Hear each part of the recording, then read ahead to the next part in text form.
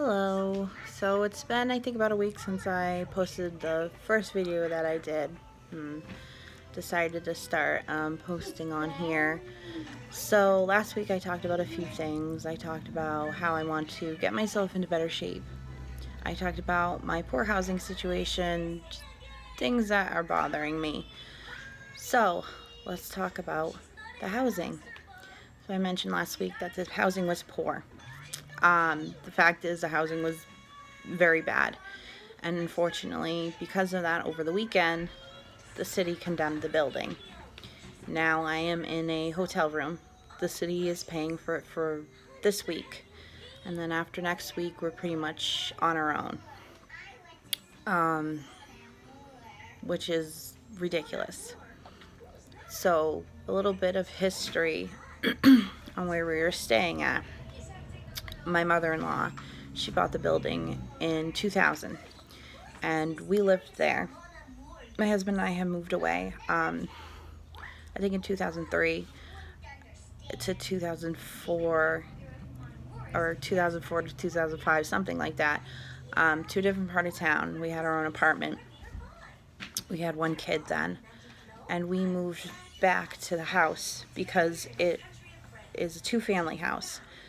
And my mother-in-law got very, very sick.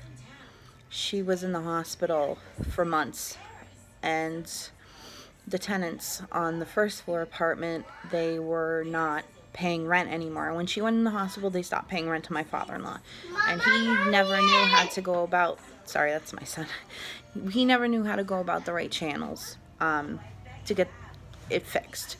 So my husband and I decided that we were going to go and fix the apartment.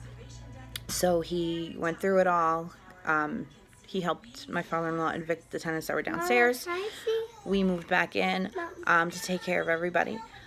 I had my two brother-in-laws who at the time, they were both in school. My mother-in-law, she came home after being in the hospital for about 3 or 4 months, and she was very, very sick. We found out that her heart had been affected. She had diabetes. So she was in really, really bad shape, and she was very young at the time. She was only in her 40s. So she could no longer work. She had to go on disability. So we lived at the house till 2014. In 2013, my mother-in-law passed away. So after that, my father-in-law, he didn't want to be in the house anymore.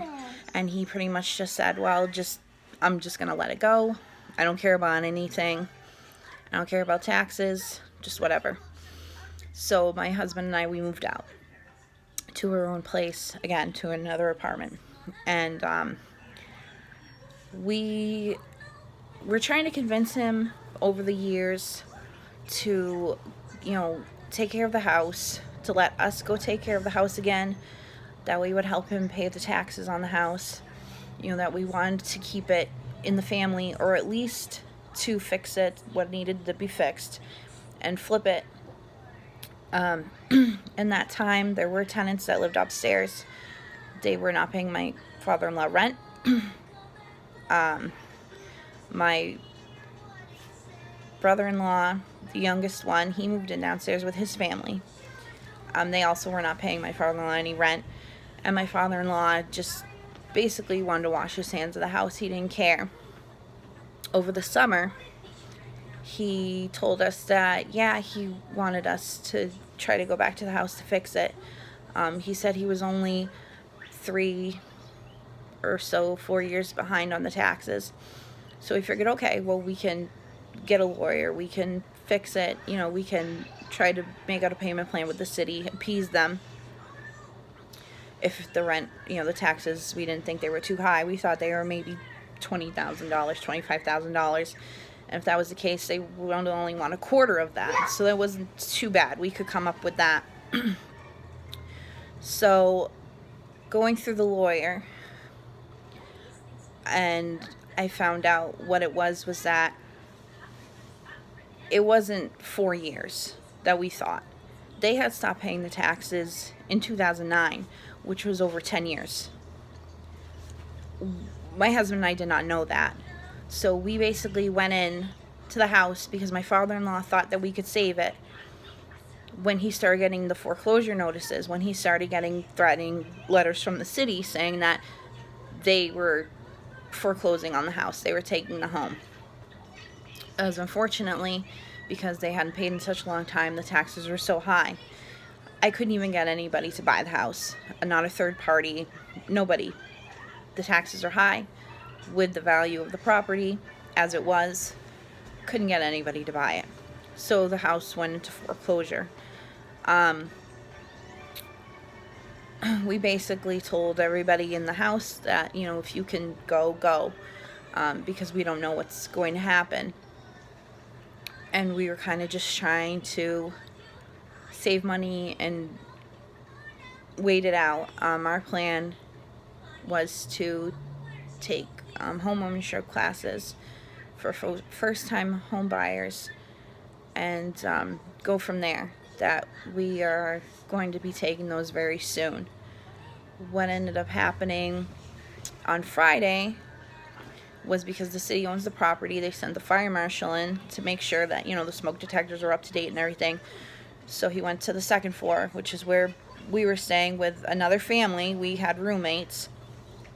He went upstairs to our bedrooms in the attic. He changed everything. They were fine until he went downstairs to the first floor. The first floor,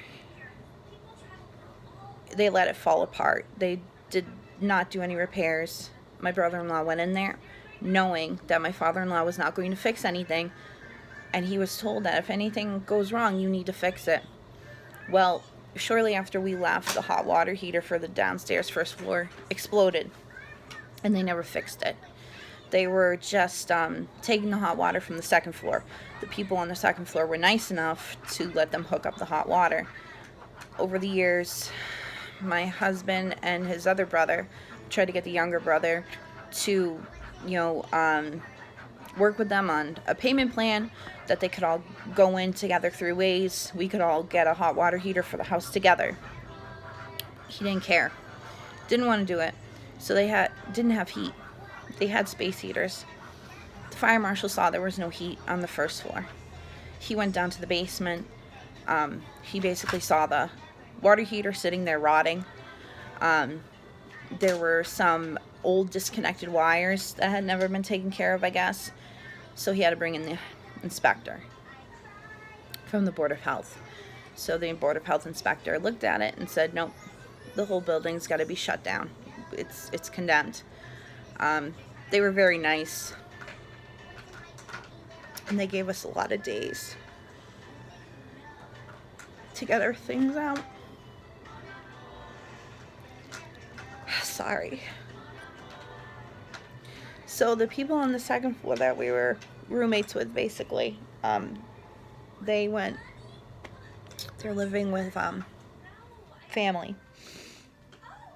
My brother-in-law and his wife have separated.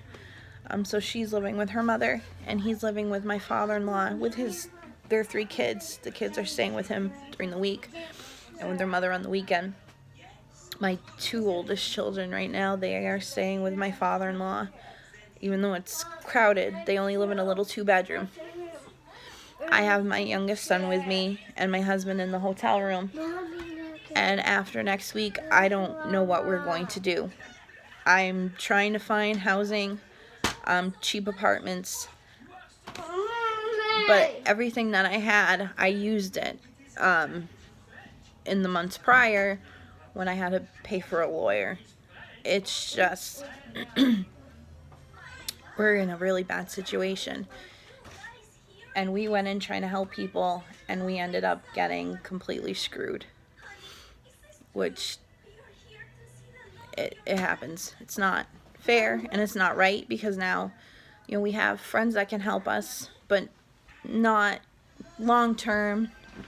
It's really on us to what our next step is going to be. And we both work. My husband works all the time. I have 2 jobs now that I'm working. I don't know what's going to happen. So we'll have to wait and see whatever happens. And I'll talk to you guys in a week. Bye.